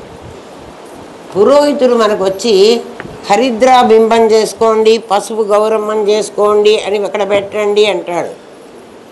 పసుపు గౌరమ్మని గణపతి అంటున్నాడు. అంటే గణపతి ఎక్కడున్నాడు? నీ ఇచ్ఛా జ్ఞానంలో ఉన్నాడు. క్రియ ఏం చేసావు? పసుపు గౌరమ్మని చేసావు. క్రియ ఇక్కడ పెట్టి వీడి మీద గణపతిని ఆరోపించావు. ఆరోపించావా లేదా? లేకపోతే అది గణపతి ఎట్లా అయింది? అది గణపతి అయినట్టుగా నీ లోపల ఇప్పుడు ఒక వెంకటేశ్వర స్వామి కనపడ్డాడే, వాడు ఆ వెంకటేశ్వర స్వామిని నువ్వు చూసినప్పుడు వాడి తాలూకు రూపం అనే వాసనని నీ లోపల వేసుకున్నావు. నీ జ్ఞానశక్తి, నీ దగ్గర జ్ఞానశక్తి అని ఒకటి ఉంది. ఆ శక్తి ఏం చేసిందంటే దీనికి నేనై ప్రాణం పోసింది. ఎవరికి? ఏ వాసన? వెంకటేశ్వర స్వామిని చూసినప్పుడు ఒక వాసన, వెంకటేశ్వర స్వామి ఇట్లా ఉంటాడు అన్న వాసన కదా. చూసినప్పుడో పఠం చూసినప్పుడో మొత్తం వెంకటేశ్వర స్వామి రూపమర్రా. ఇది నెమలి రూపం. నెమలికి బిఫోర్ రూపం తేక్కర్లేదు, ఎక్కడ పెట్టుకో, వాళ్ళకి అర్థమవుతోంది కదా. నెమలికి ముందరి రూపం. అట్లాంటిది నీ దగ్గర వెంకటేశ్వర స్వామి వాసన ఉంది. ఆ వాసనకి ఏం చేస్తున్నావు అంటే నీ జ్ఞానశక్తితో దానిలో నేను కల్పించావు వెంకటేశ్వర స్వామిలో. ఇప్పుడు నీ దగ్గర కనపడుతున్నాడు వెంకటేశ్వర స్వామి. చూడండి, రూపం కనపడిందా? మనం వెంకటేశ్వర స్వామిని చూసామనుకోకుండా నా లోపల ఉన్న సత్, ఉనికి, వాడు ఉన్నాడు కదా. లేడా? ఉన్నాడు. ఎక్కడున్నాడు? నా లోపల ఉన్నాడు. కాబట్టి ఉన్నాడు అంటున్నావు. ఆ ఉన్నవాడు ఎట్లున్నాడు అంటే రూపం ధరించి ఉన్నాడు. అంటే వాడి దగ్గర ఏమేమి ఉన్నాయి? ఒక మ్యాటర్ ఉంది, ఒక స్పిరిట్ ఉంది. ఉందా లేదా? ఎక్కడ? నీ లోపల. మరి నీ లోపల ఉన్నవాడు గొప్పవాడా, నువ్వు గొప్పవాడివే? ఆలోచించు. అప్పుడు వాడు గొప్పవాడు, నేను గొప్పవాడిని, వాడు తక్కువవాడు అని నువ్వు అనుకోకుండా ఇప్పుడు నువ్వేం చేయాలంటే నేనెవరు ముందు? నేను కూడా ఒక సత్తుని, నా లోపల కూడా ఒక స్పిరిట్ ఉంది. కాబట్టి నేను ఒక విశేషం, వాడు ఒక విశేషం. అప్పుడు మేమిద్దరం ఈక్వల్ అవుతామా? వేరే వాడు గొప్ప, నేను తక్కువ అవుతాము. నువ్వు విశేషమే, వాడు విశేషమే. నీకు ఇండివిజువాలిటీ లేదు, వాడికి ఇండివిజువాలిటీ లేదు. మీ ఇద్దరి ఇండివిజువాలిటీ ఎవరికి ఉంది? సామాన్యానికి ఉంది. ఇంతసేపు చెప్తే మళ్ళీ అనరేంటిదా? మీ ఇద్దరు విశేషాలను తేల్చుకున్నారు కదా. పోనీ విశేషం కాదని చెప్పండి రా ఎవరైనా. ఎందుకంటే వెంకటేశ్వర స్వామిలోంచి సత్తు లాగాయి, నీలోంచి సత్తు లాగేసాయి. సత్తులు రెండు ఉండవు కదా. అప్పుడు రెండు సత్తులు ఏమైతాయి? ఒకటి అవుతాయి. వాళ్ళలోంచి గాలి లాగాయి, వీళ్ళలోంచి గాలి లాగాయి. ఏమైపోతారు? రెండు మళ్ళీ ఒకటే అయిపోతుంది. అప్పుడు మొత్తం ఏం మిగులుతుంది? సచ్చిత్తులే మిగులుతాయి. అప్పుడు వెంకటేశ్వర స్వామి భరత్ ఏమైపోతారు? ఇద్దరు లేరు అసలు, ఒకటే. ఎవర్రా? విశేషాలు లేవురా కదా, విశేషాలు ఉండవురా, అందుకని వాటిని ఆభాస అంటున్నాం. అర్థమైంది కదా. సచ్చిత్తులు అనేది సామాన్యం. ఏమ్మా, అది చెప్పబోతాడు. ఈ 3 శ్లోకాలు ఈ అర్థాన్నే చెప్తున్నాయి. నాకు ఒక స్టిక్ ఇస్తావా అమ్మా? అవ్యక్తం వ్యక్తిమాపన్నము మన్యంతే మాం అబుద్ధయ. ఈ బుద్ధి లేని వాళ్ళందరూ అవ్యక్తమైన నన్ను వ్యక్తిగా కొలుస్తున్నారు. నేను అసలు అవ్యక్తం, నేను ఎప్పుడూ వ్యక్తం, బయటపడలే, నేను అలాగే ఉన్నా. నన్ను ఏమనుకుంటున్నారంటే వ్యక్తి అయినా అని అంటున్నారు. వ్యక్తి అయినా అని అంటాం, ఇది వాసన వృత్తి అయినది కదా. వెంకటేశ్వర స్వామి ఎవరో చెప్పాలి, ఆయన వెంటబడ్డా. ఏమిటంటే ఒక శిల్పికి ఒక వాసన వచ్చిందిరా కదా, వాడి ఇచ్ఛలో జ్ఞానశక్తి ప్రవేశించి దాన్ని ఎలా వృత్తి చేస్తే ఆ వెంకటేశ్వర స్వామి రూపం వస్తుందో వాడు ప్లాన్ చేసుకున్నాడు. ఎక్కడ? వాడి లోపల క్రియగా శిల్పం చెక్కాడు, అంతే కదా. దాన్ని దేవుడు అంటున్నారు మీరు. అది దేవుడు కాదు అంటలే, అది విశేషము, దాని సామాన్యం దేవుడు. వాడెక్కడున్నా అంటే వాడు కనపడడు. వాడు కనపడంటే వీడు ఉండడానికి వాడు ఆధారం కావాలి. ఎవడు ఉండడానికి? మరి నువ్వు ఉండడానికి కూడా వాడే ఆధారం కదరా. నువ్వు ఉండడానికి వాడే, వాడు ఉండడానికి వాడే. మరి వాడు ఎక్కువేంటి, నీ తక్కువేమిటి? మరి ఎందుకండి నేను తక్కువ అనుకున్నాను, నా దగ్గరికి ఎవరు ఏం రావడం లేదు కదా, వాడి దగ్గరికి వినండి. ఎందుకో నీకు నువ్వు పరిమితం చేసుకుని నేను భరత్నైనాను, నేను రవినైనాను, నేను రమణనైనాను అన్నావు, అది తప్పు నీది. ఎందుకైనావురా? అహం బ్రహ్మాస్మి అనరా అంటే అది అహం జీవాస్మి అన్నావు. అందుకని నీ దగ్గరికి వాడేమో అహం దేవాస్మి అన్నాడు. అందుకని వాడి దగ్గరికి అందరు నేను దేవుణ్ణి అని వాడు చెప్తున్నాడు, నేను జీవుణ్ణి అని నువ్వు చెప్తున్నావు. అందుకు వాడి దగ్గరికి అందరు పోతున్నారు. వాడు దేవుడు కదా, నాకంటే గొప్పవాడు కదా అని. అర్థమైందా? అందుకని అబుద్ధయ, బుద్ధి లేని వాళ్ళందరూ కలిసి అవ్యక్తమైన నన్ను వ్యక్తి అన్నారు. ఎందుకన్నారయ్యా అంటే పరంభావమజానంతో నేను నా పరంభావాన్ని తెలుసుకోలేక స్వభావం చేసేసారు నన్ను. నా పరంభావం ఏమిటి? నేను సామాన్యాన్ని. నేనెప్పుడూ రూపాయిలాగా ముక్క కాలే, ఇది వరకు కాలేదు, ఇంక ముందు కూడా కాను. ఈ రూపాయి తయారై ఎన్ని సంవత్సరాలైందంటే దీని మీద ఇయర్ ఉంటుంది. ఏమ్మా నాకు కనపడలే. ఇది 93లో తయారైందిరా. 93 నుంచి ఇది ఎంతమంది చేతుల్లోకో వెళ్ళుంటుంది, ఎన్నిసార్లు వ్యయమై ఉంటుంది, కానీ ఇది వ్యయం కాలే. అది మీకు అర్థమైందా? పరంభావం అజానంతో ఇప్పటికీ అట్లాగే ఉంది. 93 అంటే ఇప్పుడు 27 సంవత్సరాలైంది. 97 కదా, ఇవి 24 అంటే 31 అయిందిరా. 31 ఏళ్ల నుంచి ఇది వాడి పర్సులోనే ఉందా? ఎంతమంది చేతులు మారిందో, ఎంతమంది జేబులో ఉందో, ఎంతమంది పర్సులో ఉందో, ఎన్నిసార్లు గల్లాపిట్టెలోకి దూరిందో కదా. నా పరంభావం, ఇప్పుడు పరంభావం ఏమిటి? నేను సచ్చిత్తులు. అజానంతో మీకు తెలియకపోవడం వల్ల. ఎందుకు తెలియలేదు? అబుద్ధయ, నీకు బుద్ధి లేదంటలేదు, నీకు బుద్ధి ఉన్నా ఉపయోగించుకోవడం లేదు. నీకు బుద్ధి లేకపోతే నువ్వు ఎట్లవుతావు? వికలాంగుడివి అవుతావు. నువ్వు వికలాంగుడివి కాదు, నీకు ఒక అవయవం లేకుండా నేను పుట్టించలే.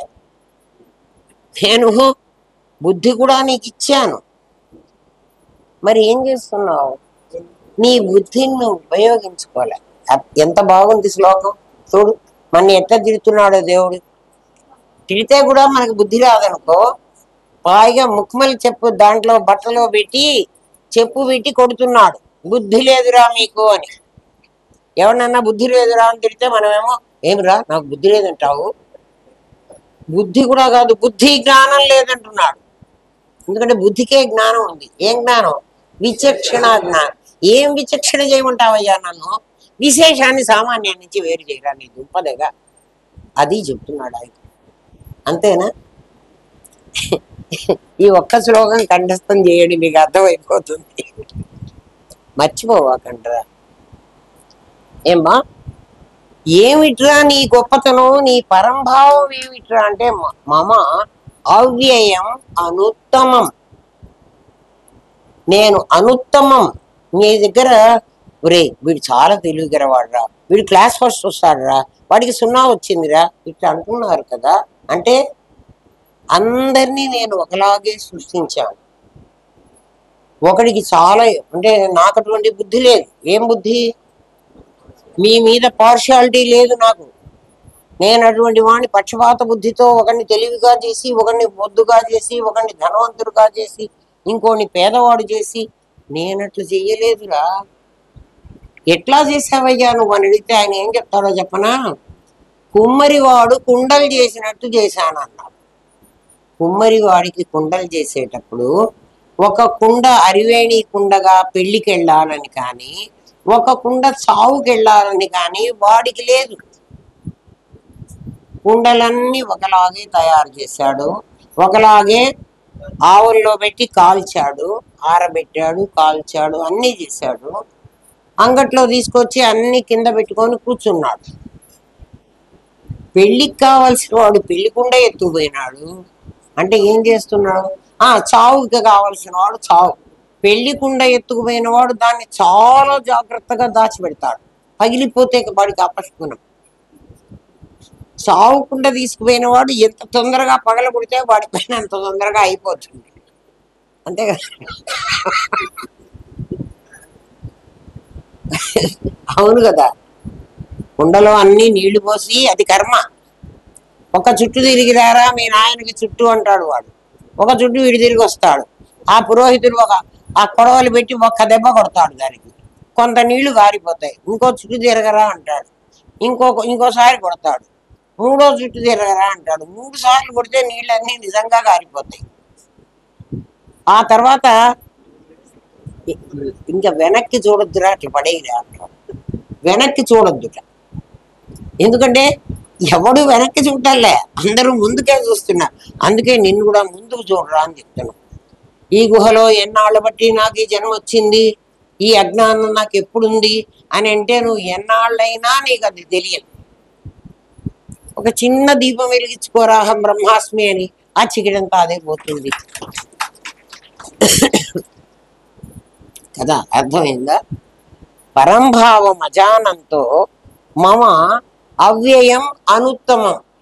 అనుత్తమం, నేను అటువంటి వాణ్ణి కాదు. మీ మధ్యమ ఉత్తమ మధ్యమ అధికారాలు నాకు లేవు కదా. మరి ఏమిటయ్యా అంటే వీటన్నిటికంటే అతీతమైన వాడిని, సర్వోత్కృష్టమైన వాడిని అంటాడు.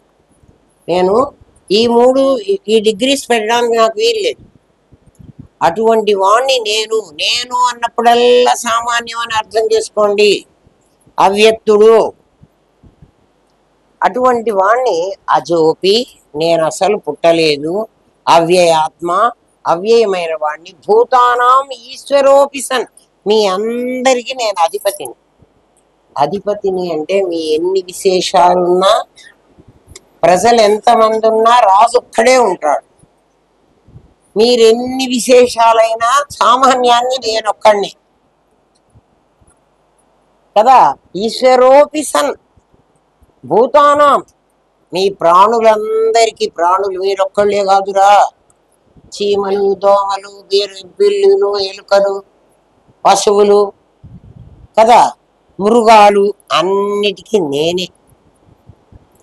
మరి నువ్వే అయితే నువ్వు చాలా మంచివాడు, దేవుడు అంటే చాలా మంచివాడు కదా, నువ్వు చాలా మంచివాడు కదయ్యా.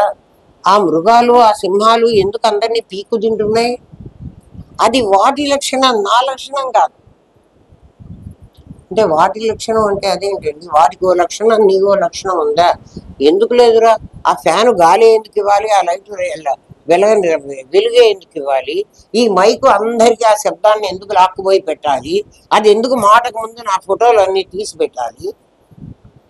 అది ఎన్ని ఫోటోలు తీసినా నేను తగ్గను, అది నా వాల్యూ. మీకు అర్థమైందా? రూపాయి వాల్యూ ఎట్లాగో నేను అవ్యయం. ఎన్నిసార్లన్నా తీసుకో, అమ్మో నా ఫోటోలన్నీ తీస్తే నేను తరిగిపోతానా?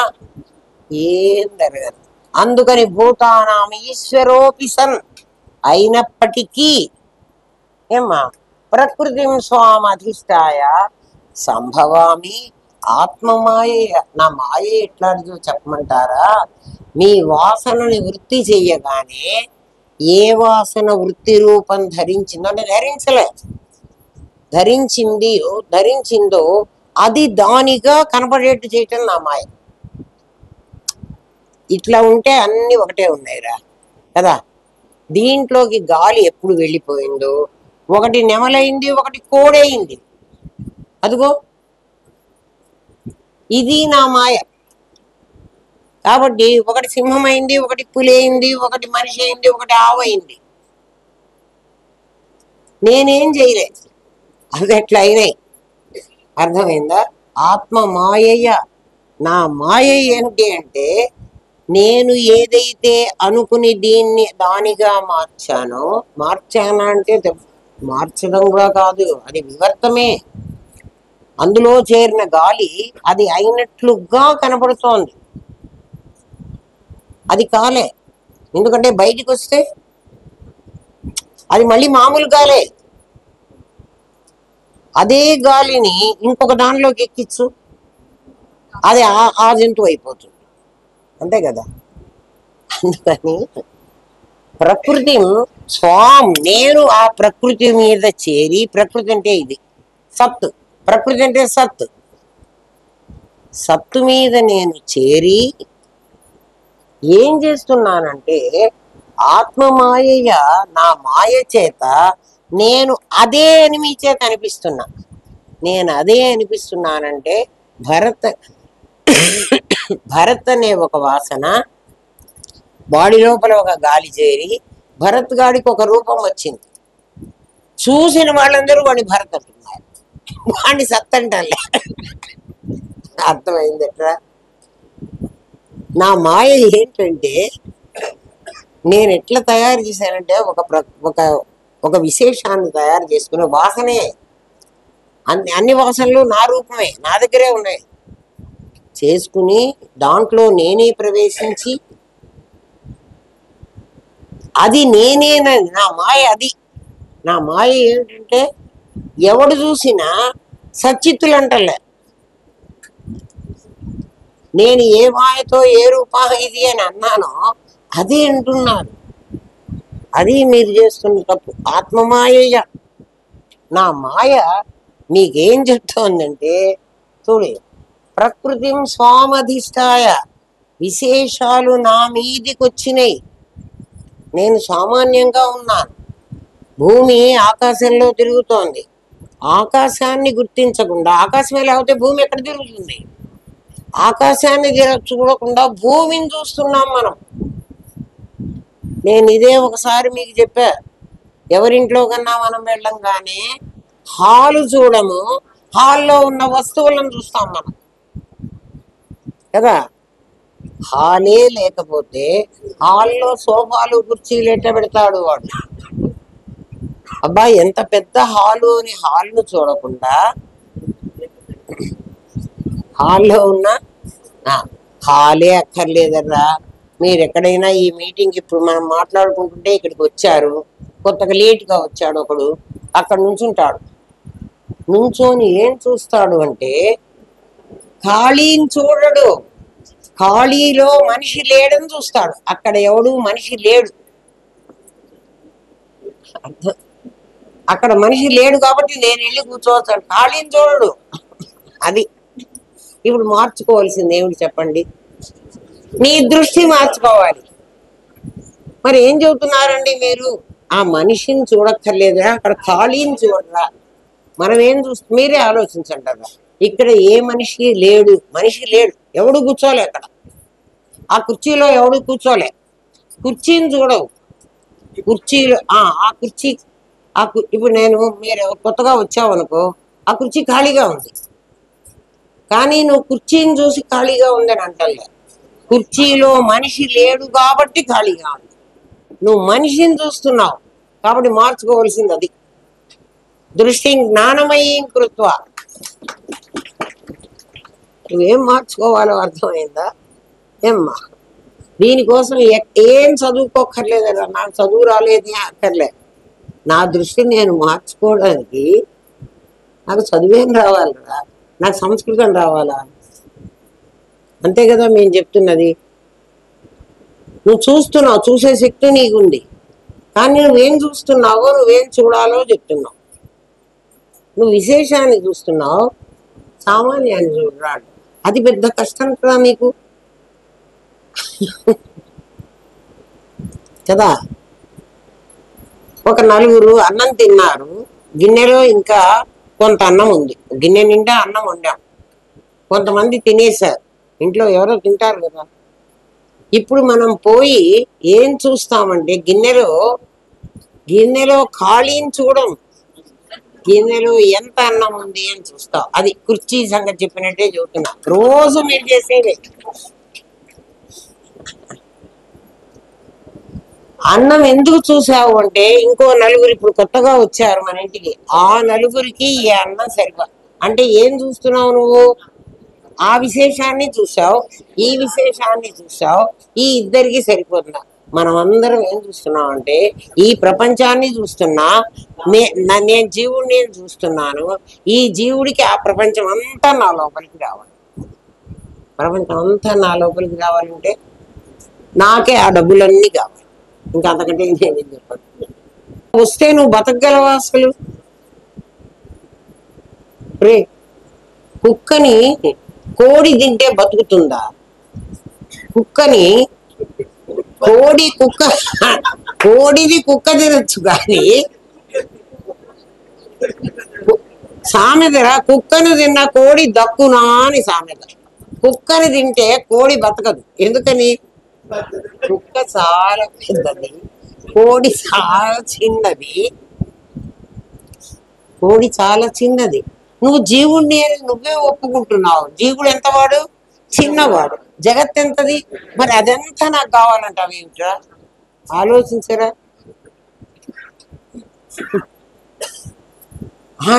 నాకెందుకంటే ఆలోచన, అదంతా నాకు వస్తే సరిపోతుంది. అదంతా వస్తే నువ్వు భరించలేవు, ఎందుకంటే దాంట్లో సుఖాలతో పాటు కష్టాలు కూడా తెస్తుంది. అది అచ్చ సుఖాలు కాదు ఏం నాయన, ఎందుకంటే అవి కూడా ఉన్నాయి కదా అక్కడ. సుఖాలతో పాటు కష్టాలు కూడా ఉన్నాయి. మరి అవన్నీ కావాలంటే అవన్నీ తీసుకోరా అమ్మా, అవి మాత్రం వద్దు, ఇవి మాత్రం. మరి అవి ఎవరికి ప్రిజర్వ్ చేసి పెట్టావు? ఎవరికన్నా ఒకటికి కదా. మనిషి ఆలోచించండిరా కదా. అబుద్ధయ, నీకు బుద్ధి లేదంటున్నాడు పరమాత్మ. బుద్ధిని పెంచుకో. ఇప్పుడు అర్థమైందా?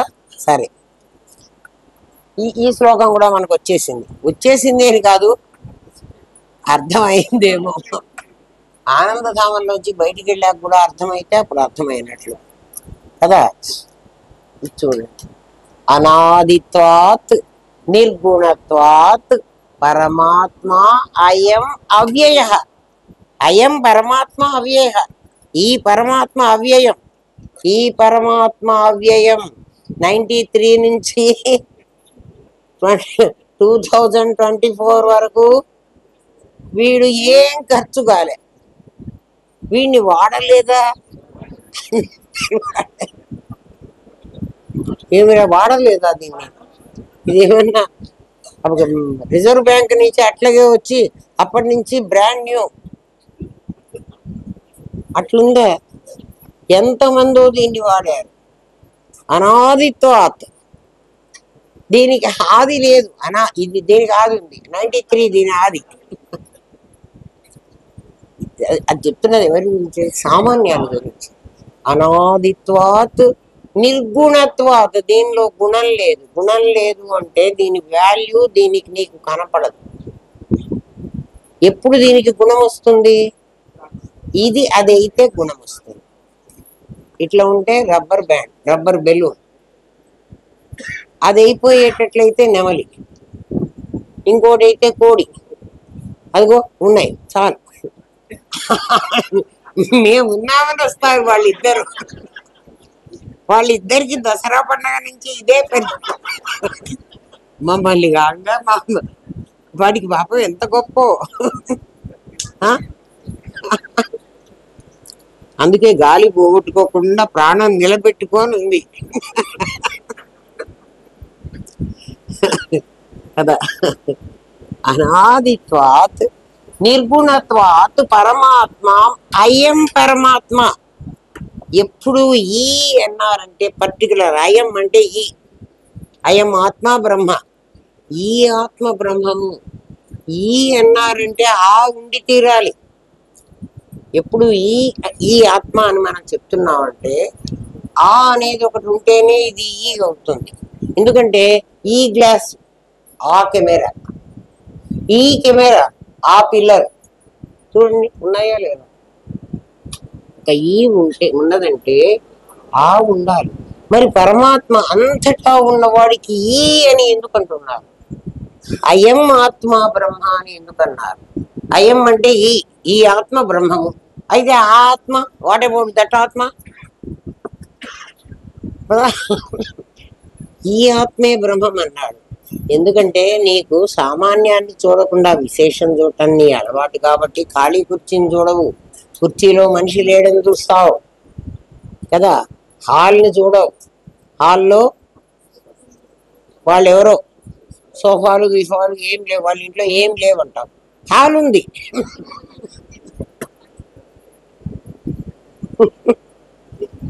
నీ దృష్టి అది కాబట్టి నువ్వు విశేషాలను చూస్తున్నావు. ఈ రెండు విశేషాలకు మధ్యలో ఉన్నాయి. ఇది ఆత్మే, ఇది ఆత్మే, ఇది కూడా ఆత్మే. నువ్వు దీన్ని ఆత్మగా ఒప్పుకుంటున్నావు. జీవాత్మ అంటున్నావు, వాణ్ణి జీవాత్మ అంటున్నావు. మరి మధ్యలో వాణ్ణి ఏమంటున్నావురా?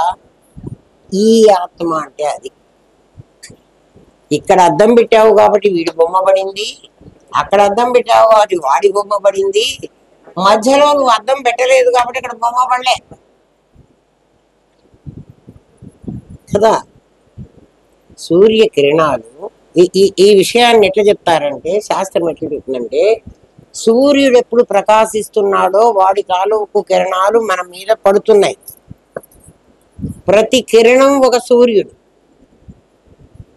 ప్రతి కిరణం ఒక సూర్యుడు అని మీరు ఎట్లా చెప్తారండి అంటే, అంతమంది సూర్యుడు ఉన్నారా కదా. అంతమంది సూర్యుడు లేరు. ద్వాదశాదిత్యులే మొత్తం 12 మందే ఉన్నారు. అందులో మనకు సూర్యుడు ఒకడు. అంతమంది సూర్యుళ్ళు లేరు. కానీ ప్రతి కిరణము ఒక సూర్యుడు. ఒక్క కిరణాన్ని గనక నువ్వు తీసుకుని పట్టగలిగితే, కిరణాన్ని ఒక గదిలోకి తీసుకుపోగలిగితే, ఎట్లా తీసుకుపోమంటారండి? ఏం లేదు, ఒక పెద్ద కాగితం పెట్టి దానికి ఒక్క హోల్ పెట్టండి పిన్నుతో. అది సూర్యుడికి ఎదురుగా పెట్టండి. ఏమ్మా, ఆ హోల్లో నుంచి సూర్యకిరణం మీ చీకటి గదిలోకి వచ్చేట్లు చూసుకోండి. ఎందుకంటే తడికెల్లో నుంచి మనకు ఎండ పడుతుంది. ప్రతి కిరణము ఒక 0 పడుతుంది. చూడండి కావాలంటే. అంటే ఏమిటి? ప్రతి కిరణం ఒక సూర్యుడు కదా. అది కూడా తెలియకపోతే శాస్త్రం చెప్పిన వాడు చెప్తున్నారు. గోదావరి, మా గురుదేవులు చెప్పింది కూడా మాకు ఇదే. గోదావరిలో అన్ని కుండలు పెట్టేసేది. అన్ని కుండల్లో గోదావరి నీళ్ళే నింపండి. అంటే కుండలో నీళ్లు గోదావరి నీళ్ళే. కుండ ఉన్నది గోదావరిలోనే కదా. అన్ని కుండల్లో సూర్యకిరణాలు మొత్తం పడతాయి. ఒక్కొక్క కుండలో తలకాయ పెట్టి చూడు, ఒక సూర్యుడు కనబడతాడు. ఒక సూర్యుడు సమస్త జీవులకు తాను ఒక్కొక్కడై తోచుకోలిక. ఎందుకు ఒక్కొక్కడు కానీ కనబడ్డాడు? ఒక్కొక్క కుండ పెట్టుకున్నావు, ఒక్కొక్క కుండలో ఒక్కొక్క నీళ్ళే పోసావు. అంటే కుండలో నీళ్లు పరిమితం, ఆ కుండలో నీళ్లు పరిమితం. కుండ ఆకారంలాగా సూర్యుడు కూడా ఒక కుండలో ఒక సూర్యుడు, ఒక కుండ. ఈ సూర్యుడు ఆ సూర్యుడు ఇద్దరు సూర్యుడుల ఒక్క సూర్యుడే. మరి ఈ కుండలో సూర్యుడు పడి ఆ కుండలో సూర్యుడు పడితే మధ్యలో ఉన్న ఖాళీలో ఎందుకు పడాలే? కుండ లేదు. అది అయం ఆత్మ అంటే అది. ఈ ఆత్మ అంటే ఈ ఆత్మ ఏదో నీకు తెలిస్తే ఆ ఆత్మ కూడా సేమ్ అని తెలుస్తుంది. అది అర్థమైంది కదరా. ఈ అని చెప్పారు కదా, పర్టికులర్ గా ఆ కూడా ఉండాలి కదా. ఒక ఈ ఒక ఆ రెండు ఉంటే ఇది ఉంటే అది ఉండదుట్రా. ఇది అని ఎవరిని అంటానరా? నియరెస్ట్ ఏది ఉంటే అది ఇది, దూరం ఏది ఉంటే అది అది. అయం ఆత్మ పరమాత్మ. అయం అయం పరమాత్మ అవ్యయ. అర్థమైందా? నువ్వు సంస్కృతం కూడా నేర్చుకుంటున్నావు కదా. ఇది మీ సంస్కృతం మాస్టర్ గారిని అడుగు, ఈ సెన్స్ లో చెప్తారేమో. చెప్పరు, వాళ్ళకి తెలియదు. ఏమ్మా ఇప్పుడు ఏమైనా అడుగు. అనాదిత్వాత్ నిర్గుణత్వాత్ పరమాత్మ అయం అవ్యయ కదా. శరీరస్థోపి కౌంతేయ న కరోతి న లిప్యతే. దీని లోపల ఉన్నవాడు శరీరస్థోపి, ఈ శరీరంలో ఉన్నప్పటికీ, కుండలో ఉన్నప్పటికీ సూర్యుడు నా కరోతి నా లిప్యతే, కుండతో అతుక్కోవటం లేదు. కుండలో ఉండి ఏం పని చేయటంలే, కుండ కుండ పని చేసుకుంటోంది. అంటే కుండ పని ఏమిటండి అంటే, ఒకడు కళ్ళు కుండ పెట్టాడు గోదావరిలో, ఒకడు పాలకుండ పెట్టాడు, ఒకడు పెరుగు కుండ పెట్టాడు, కళ్ళు కుండ ఒకడు పెట్టాడు, ఒకడు కృష్ణాయిల్ కుండ పెట్టాడు. అంటే ఆ కుండలో అంతకు ముందు పోసిన పదార్థం, ఇప్పుడు పోసిన పదార్థం నీళ్ళే. మనందరి శరీరాల్లో ఒక్కొక్కడు ఒక్కొక్క గుణాన్ని తెచ్చుకొని వచ్చాం మనం ఈ ప్రపంచంలోకి. ఈ ప్రపంచం అంతా గోదావరి అనుకుంటే ఇందులో ఉన్న మనం ఒక్కొక్కళ్ళం ఒక కుండ. ఈ కుండలో ఇంతకు ముందు కళ్ళు పోసారో, కిరసనాయిలు పోసారో, పాలే పోసారో, పెరుగే పోసారో నాకు తెలియదు. కానీ ఇందులో ఉన్నవాడు మాత్రం నీలో వాళ్ళు అంత ఒకడే ఉంటున్నాడు. ఇద్దరు ముగ్గురు ఉండడానికి వీల్లేదు. పొడిగా ఉన్నా నెమలిగా ఉన్నా ఒక గాలే ఉండాలి. ఉన్నప్పటికీ కుండ తాలూకు కిరసన కంపు ఉందే, అది దానికి రాదు. నా కరోతి నా లిప్యతే. అది అర్థమైందా? ఆ పరమాత్మని అయం పరమాత్మ నువ్వు తెలుసుకో. అది ఏ పరమాత్మని తెలుసుకోవాలి నువ్వు? నీ కుండని కాదు, వాడు కుండలోనే ఉంటాడు. కుండకు ఆకారం రావాలంటే వాడు కుండలో దూరాలి. దూరాడు అంటే దూరలే అంటాడు. ఎట్లరా అర్థం అవ్వాలి? అర్థమవుతోంది కదా. శరీరస్థోపి. దీన్ని పట్టుకుని కొంతమంది ఏమంటారంటే, పరమాత్మే చెప్పాడు కదా నేను శరీరంలో ఉన్నాను అని. ఉండలే, ఉన్నప్పటికీ అంటున్నాడు. అంటే ఉన్నట్టుగా మీకు కనిపించినప్పటికీ నా కరోతి నలిప్యతే. దీన్ని అప్లై చేసుకుని, ఇప్పుడు ఈ స్టేట్మెంట్ మనకు అర్థమైంది కదా, దీన్ని అప్లై చేసుకుని భూమి దగ్గరికి వెళదాం. భూమి లోపల ఒక శక్తి ఉందన్న, బొంగరం లోపల ఒక శక్తి ఉంది కదా. ఆ శక్తి బొంగరాన్ని తిప్పుతోంది. భూమి లోపల ఉన్న శక్తి భూమిని తిప్పుతోంది. ఆ తిప్పే శక్తి భూమిది కాదు, ఎవరిది? పరమాత్మది కదా. అవ్యక్తమైన శక్తి వ్యక్తమైంది కదా కదా, అది పరమాత్మ శక్తి. ఆ శక్తి ఆ బొంగరాన్ని కానీ ఆ భూమిని కానీ ఏమన్నా చేస్తోందా? ఆ భూమిని చెయ్యగలదా? ఆ శక్తి భూమికి టచ్ కావటంలే అసలు. ఒకవేళ ఆ శక్తి గనక భూమిలోనే ఉంటుంది అని మీరు అనేటట్లయితే తిరుగుతున్న బొంగరంలో శక్తి ఉంది. అయిపోయిన తర్వాత బొంగరం బొంగరం లాగా పడిపోతుంది. అది చచ్చిపోయిన బొంగరం, ఇది బతికున్న బొంగరం. అర్థం చేసుకోండి. అదొకటి ఎన్నిసార్లు చెప్పినా ఏం చెప్పండి. నా కరోతి అదేం చెయ్యటంలే. ఆ శక్తి తీసుకుని ఇది తిరుగుతోంది. ఎవరు తిరుగుతున్నారు? బొంగరం తిరుగుతోంది. పోని బొంగరం అంటించుకుంటుందా? దాన్ని కొంచెం ఎత్తి అంటించుకుంటుంది, దాన్ని తగిలించుకుంటుంది. దాన్ని తగిలించుకుంటే బొంగరం ఖాళీగా ఉన్నప్పుడు కూడా మళ్ళీ ఆ శక్తి తిరగలే. చూడండి, ఆలోచించండి. ఇప్పుడు మీకు ఇంకా రెండు చెప్తా చూడండి, మీకు తెలిసిన ఎగ్జాంపుల్స్. బొంగరం ఇట్లా ఉంటుంది కదా, దానికి ఒక కింద ఒక ఇంత చిన్న శీల కొడతారు కదా. ఈ బొంగరాన్ని ఇట్లా పెట్టు నిలబడుతుంది కదా. స్థిరము అస్థిరము కాదు, ఏమిటి నాయన దాన్ని ఏమంటారు? బొంగరం ఒకసారి ఇట్లా పడుకోబెట్టు, ఇట్లా ఇట్లా తిరుగు. గరాట తిప్పి చెప్పేవాళ్ళు మాకు 7th క్లాస్లోను 6th క్లాస్లోను. స్థిర లక్షణం, తటస్థ లక్షణం, ఇంకోటి మూడోది కూడా ఇంకోటి ఉంది. స్థిర అస్థిర తటస్థ, 3 లక్షణాలు ఉన్నాయి చూడండి రా. ఎందుకంటే స్థిరంగా నిలబడుతుంది, అది సైన్స్ చెప్తుంది. బొంగరాన్ని ఇట్లా బోర్ల పెట్టాను అనుకో, గరాట్ అనుకోండి రా. బొంగరం అంటే గరాట్ లాంటి. గరాట్ అంటే మనం దర్శనాలు పోసుకుంటాం చూడు. ఏమ్మా, గరాటే అంటాం. అది బోర్ల పెట్టేసామనుకో అట్లే నిలబడుతుంది, స్థిరం ఉంటుంది దాంట్లో. ఇది లక్షణం, గరాటు లక్షణం, బొంగరం లక్షణం. దాన్నే ఇట్లా పడుకోబెట్టామనుకో ఇట్లా ఇట్లా ఉంటుంది కదా, కదులుతుంటుంది కాసేపు. ఇది దీని లక్షణం. దాన్నే ఇట్లా పెట్టామనుకో, దాని దాని నాజిల్ ఇట్లా కిందికి పెట్టి దాన్ని పైకి పెట్టామనుకో ఎప్పుడైనా నుంచోబడుతూ పడిపోవచ్చు. స్థిర అస్థిర తటస్థ. స్థిర అనేది ఇది బోర్లు పెట్టింది, అస్థిర అనేది వెలికలు పెట్టింది. ఎందుకంటే అది పడితే పడవచ్చు, ఉంటే ఉండొచ్చు. ఇట్లా పెడితే తటస్థ లక్షణం, అటు తిరుగుతూ ఇటు తిరుగుతూ ఉంటుంది. ఇవి బొంగరం లక్షణాలు. తిరిగే లక్షణం నా చేతి నుంచి అవ్యక్తమైన శక్తి వ్యక్తం అవుతుంది, అది మీ సామాన్యం. ఇది విశేషం. అర్థమైందమ్మా? అది ఏం చేస్తుందంటే బొంగరంతో ఉండదు. ఏది? ఆ తిప్పే శక్తి, సామాన్యమైన శక్తి బొంగరంతో పాటు ఉండదు. ఇది బొంగరంతో పాటు ఉంటుంది, దానిలో శక్తి ఉంది.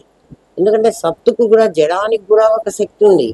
జడంలో ఉన్న శక్తి ఏం చేస్తుందంటే, ఓ తాడు నువ్వెందుకే పాములాగా కనిపించాలంటే కనబడ్డం నా లక్షణం ఉంటుంది. అది పాములాగా చూసింది నువ్వు, కానీ నేను కనపడకుండా దాచిపెట్టుకుంటాను అనుకున్నావా? నేను అట్లా దాచుకోను. అట్లా బొంగరంలో ఒక లక్షణం ఉంది, అట్లా భూమిలో ఒక లక్షణం ఉంది. అయితే భూమి తిరుగుతున్నంతసేపు సామాన్యం ఉంటేనే తిరుగుతుంది. అందుకని అనాదిత్వాత్. ఎందుకంటే ఈ భూమి తిరగడం, ఈ బొంగరం తిరగడం ఎప్పటి నుంచి ఉంది అంటే మన ముత్తాతప్పటి నుంచి కూడా భూమి తిరుగుతూనే ఉంది. మన తాతప్పటి నుంచి కూడా, మన ముత్తాత వెళ్ళిపోయినాడు, మన తాత కూడా వెళ్ళిపోయినాడు, మాకైతే నాన్న కూడా వెళ్ళిపోయినాడు. ఇప్పుడు ఏ పైర్లున్నా నేను కూడా వెళ్ళిపోవడానికి సిద్ధంగా ఉన్నా. ఎవడైనా అంతే కదా, విశేషాలన్నీ వెళ్ళిపోవాలి, సామాన్యం వెళ్ళిపోదు. అప్పటి నుంచి భూమి తిరుగుతూనే ఉంది. అవ్యక్తమైనటువంటి ఆ శక్తి అనాదిత్వాత్, అనాది. దానికి ఫలానా రోజు నుంచి మొదలైంది అంటానికి లేదు. ఈ ప్రపంచం ఫలానా రోజు నుంచి మొదలైంది అనొచ్చు. ఎందుకని? వైవస్వతు మన్వంతరే కలియుగే ప్రథమ పాదే అంటున్నావంటే ఒక వైవస్వతుడు అనేవాడి మన్వంతరం స్టార్ట్ అయిందయ్యా. ఆ మన్వంతరంలో ప్రజెంట్ మేమున్నాము. కదా. మనం అందరం ఎక్కడున్నాం? ఆ వైవస్వత మన్వంతరంలో ఉన్నాం. ఈ మన్వంతరం ఎప్పుడో అయిపోతుంది, తర్వాత ఇంకొక మన్వంతరం వస్తుంది. కాబట్టి దీనికి ఆది ఉంది, అంతకు ముందే ఉంది. ఇది అనాదిత్వ. అర్థమైందా? అది ఎటువంటిది అంటే ఈ మన్వంతరాలకి, దేశకాల వస్తువులని, జగత్తుకి, నామరూప క్రియలని నాకు గుణాలు ఉన్నాయి. నిర్గుణత్వాత్, అది నిర్గుణం. ఎందుకని? అది సగుణం కాదు. సగుణం అయితే ఆకారం వచ్చేయాలి, సగుణం అయితే వెంకటేశ్వర స్వామి అయిపోవాలన్న. వెంకటేశ్వర స్వామి అయినాడు అంటే వాడు విశేషం కావాల్సిందే. వాడు సామాన్యంగా ఉంటే చంపేస్తా.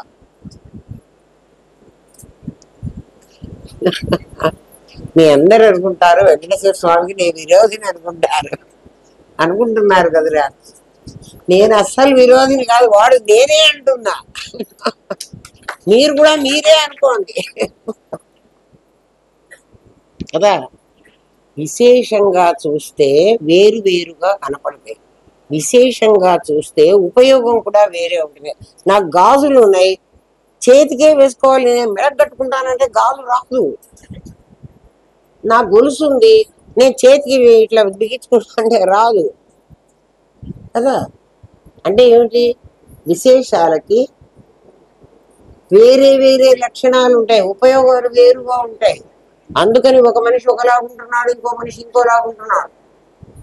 ఒక మనిషిని కమ్మ అయిపోతే చెవికి పెట్టుకుంటున్నా, బంగారం అయితే సేమే కదా. ఒకటైతే ఉంగరం చేతికి పెట్టుకుంటున్నా, ఆ చేతికి గాజు తొడుక్కుంటున్నా. నాకు చాలా అవయవాలు ఉన్నాయి, చాలా నగలు ఉన్నాయి. పరమాత్మ అంటున్నాడురా ఈ మాట, నేను పురుషోత్తమునిరా. పురుష సూక్తంలో మీవన్నీ కూడా నా విశేషాలన్నీ నా చుట్టూ నా మీదే ఉన్నాయిరా కదా. అనాదిత్వ నిర్గుణత్వ, నేనెప్పుడు కూడా గుణంగా మారలేదు. రూపాయి అంటోంది, నేను ఎప్పుడు కూడా పైసలుగా మారలేదు. మా రూపాయి ఎక్కడికో పోతుంటుందిరా. ఎక్కడికి పోవాకవే. ఇదిగో రూపాయి అంటుంది, నన్ను చాలాసార్లు మార్చారు కానీ కదా. ఒకసారి ఈ రూపాయి మంచి వస్తువు, పువ్వులు, అగరబత్తీలు, కర్పూరం అవి కొనడానికి నన్ను ఉపయోగించారు. ఒకసారి నన్ను మాంసం కొనడానికి ఉపయోగించారు. నేనైతే ఆ మంచి నాకు లేదు, ఇచ్చుడు.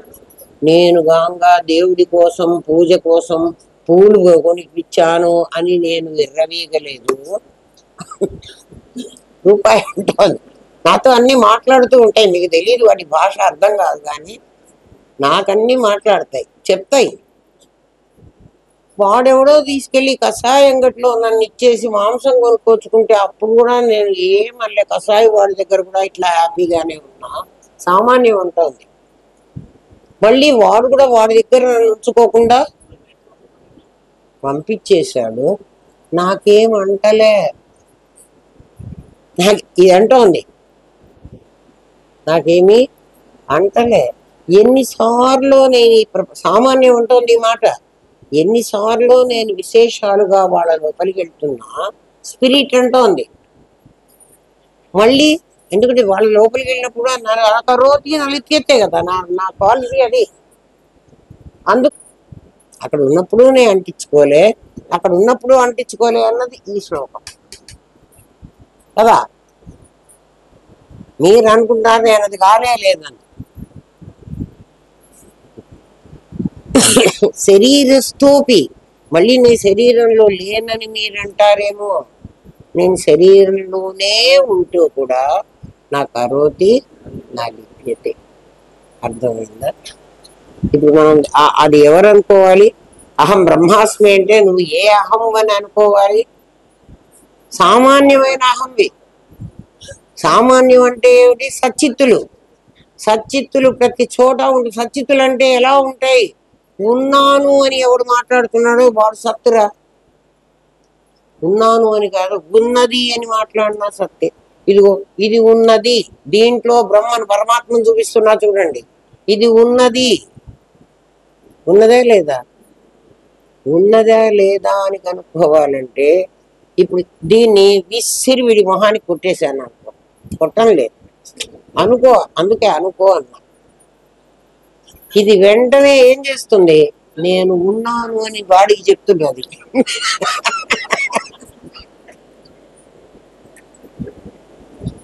మాటలు భాష కావాలనా కదా, నాకేం భాష అక్కర్లేదు. భాష కావాలంటే నాలో నుంచి అవ్యక్తమైన శక్తి వ్యక్తం కావాలి. అందుకే నా పేరు భాషా రూప బృహత్ సేన, పెద్ద సైన్యాన్ని తీసుకొని వస్తా. ఎందుకంటే ఒక అక్షరంతో నీకు మాట్లాడితే అర్థం కాదు కాబట్టి, ఏ అక్షరం లేకుండా నేను ఉన్నానని నీకు చూపించాలంటే మరి కింద పడంగానే దెబ్బ తగ్గుతుందిరా, ఎముక విరుగుతుందిరా. కింద పడంగానే విరిగిందా విరగలేదు, ఎముక ఉన్నాను అని చెప్పిందా, నువ్వు చెప్పలేదని చెప్పిందా? నేను విరిగాను అని చెప్పాలి. సచ్చిత్తులు తెలుసుకోండిరా. ప్రతి పదార్థంలో సచ్చిత్తులు ఉంటాయి. సత్ అనేది దాని ఉనికి, దాని ఉన్నాను అని. చిత్ అనేది దాని యాక్షన్ కదా, దాని తెలివి అది. అది మాట్లాడితే మాట్లాడుతుంది, అది యాక్ట్ చేస్తుంది. ఎట్లా యాక్ట్ చేసింది, ఇది దెయ్యంగానే ఉండడమే కాకుండా దెబ్బ తగిలించడం అనే పని చేయాలి. ఎందుకంటే హార్డ్గా ఉంది కదా, ఇట్లా కొత్తగా ఉంది కదా, అట్లా ఉన్నదాని లక్షణం అది. సూది ఉన్నదిరా, సూది ఏం చేసిందిరా, గుచ్చుకుంది వెంటనే. ఆ గుచ్చుకోవడం దాని లక్షణం. అర్థమైందా? ఏం చెప్తాను ఇప్పుడు. వాడు అడిగింది నేను అనేది ఆత్మ అని మీరు అన్నారు కదండి అంటే, ఇప్పుడు నేను ఏ ఆత్మ? ఈ ప్రశ్నలో నేను అనేది విశేషాత్మ, సామాన్యాత్మ కాదు. అందుకని విశేషాత్మను పట్టుకుని కుక్కతోకని పట్టుకుని గోదావరి ఇదాలంటే కుక్క అది ఏదొచ్చిందేమో కానీ నిన్ను మీరు తీసుకోలేదు. అందుకని నీ దగ్గర ఉన్న నేను పట్టుకుంటే నీకు పరమాత్మ తెలియడు. మరి ఏ నేను పట్టుకోమంటావు? సామాన్యమైన నేను పట్టుకో. నీకు సామాన్యమైన నేను చూడటం రాదు. ఎందుకు రాదండి? నువ్వు విశేష దృష్టి అలవాటు చేసుకున్నావురా. సామాన్య దృష్టి అలవాటు చేసుకో. ఎట్లా అలవాటు చేసుకోండి? ఆ కుర్చీ ఖాళీగా ఉంది అని, ఆ కుర్చీలో మనుషులు లేరు అన్నవారు. మనుషులు లేకపోతే కుక్క వచ్చి కూర్చుంటుంది. ఒక చిన్న పిల్లి మనకి రోజు దీని కింద కూర్చుండేదిరా, రోజు పాఠం వినేది. మీకు గుర్తు, చాలా సార్లు చూసాం. ఎవరిని ఏం డిస్టర్బ్ చేసేది కాదు. పాపం ఆ పిల్లి ఇవాళ వాకిట్లో ఒక కారు కింద పడుకుంటూ ఉండేది. అక్కడ ఎవడో ఆ కారు దాని మీద నుంచి, అంటే ఆ కారు వాడే ఉంటాడు బహుశా, వీడే ఉంటాడు, దాన్ని చంపేశాడు. అది మా కంటికే పడింది. అయ్యో పాపం ఆ పిల్లి చచ్చిపోయిందని మా అచ్చిబాబుని పిలిచి, నాయన ఆ పిల్లికి ఉదాహరణ సంస్కారం చేసి పంపించారు. అది రోజు వేదాంతం విని చివరికి ఆ పిల్లి ఏమైందంటే ఇవాళ పరమపదించింది. మన మైక్ లో కూడా చెప్పుకుంటున్నాం కదా. దాని ఆత్మకు శాంతి అనవాకండి కదా. అది శాంతి స్థానానికి వెళ్ళాలంటే అది ఖచ్చితంగా మానవ జన్మ గెలుస్తుంది. ఎందుకంటే రోజు దీని కింద కూర్చొని పాఠం వింటుండేది. ఓం తత్సత్. స్వస్తి ప్రియాభ్య పరిపాలయంతాన్యాయేన మార్గేణ మహిన్మహేష. ఓ బ్రాహ్మణేభ్య శుభమస్తు నిత్యం. లోకా సమస్తా సుఖినో భవంతు. ఓం పూర్ణమదః పూర్ణమిదం పూర్ణాత్ పూర్ణముదచ్యతే పూర్ణస్య పూర్ణమాదాయ పూర్ణమేవావశిష్యతే. ఓం శాంతి శాంతి శాంతి. ఓం నమో బ్రహ్మాదిభ్యో బ్రహ్మ విద్యా సాంప్రదాయకర్తృభ్యో వంశ ఋషిభ్యో గురుభ్యో నమో మహద్భ్యః. సర్వోపద్రవరహిత ప్రజ్ఞానఘనః ప్రత్యగర్ధో బ్రహ్మైవాహమస్మి బ్రహ్మైవాహమస్మి బ్రహ్మైవాహమస్మి. సర్వ ఉపద్రవరహిత ప్రజ్ఞానఘన. ప్రజ్ఞానఘనానికి ఉపద్రవాలు లేవు. సామాన్యానికి ఉపద్రవం ఉండదు, విశేషానికే ఉపద్రవాలంటే ఏమిటి? కష్టాలు, సుఖాలు, బాధలు ఏమిరా? ఇవన్నీ దీనికి ఉంటాయి, దానికి ఉండవు. దీంట్లో ఉన్న దానికి ఉండవు. శరీరస్థోపిక ఉంటే నా కరోతి నా లిప్యతే. చాలురా. ఈ మూడు వస్తే చాలు, ఇంకేం అక్కర్లేదు. అద్వైతం అంతా వచ్చేసినట్టే.